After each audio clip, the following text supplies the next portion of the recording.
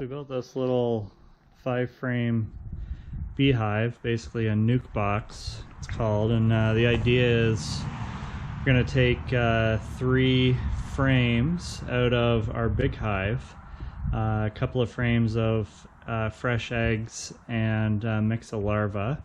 and a frame of solid honey, and we're going to put it in here and then put 2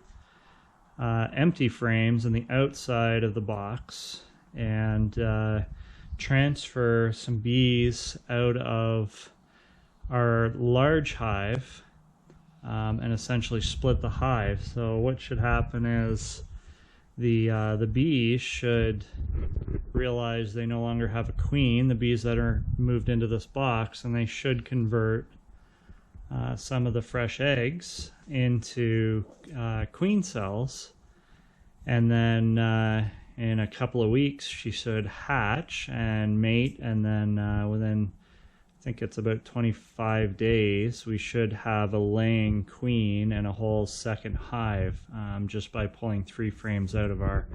large hive. So essentially we're just going to take these 3 middle frames out and put 3 frames of existing larva, eggs, and honey in the center, and then they'll fill out the exterior frames with honey. And when we have a laying queen and they filled out these 2 exterior frames, we'll move those into one of the larger hives. So here's the result of splitting the large hive. We took 3 frames, placed them in the center, put 2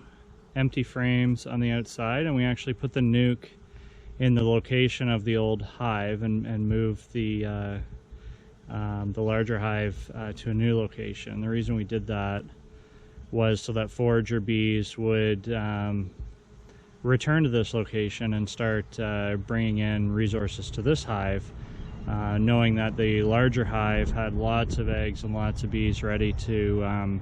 take on the roles of the bees that we essentially took for this location. So here's the result. You can see the 3 frames in the center and all the bees taking care of them,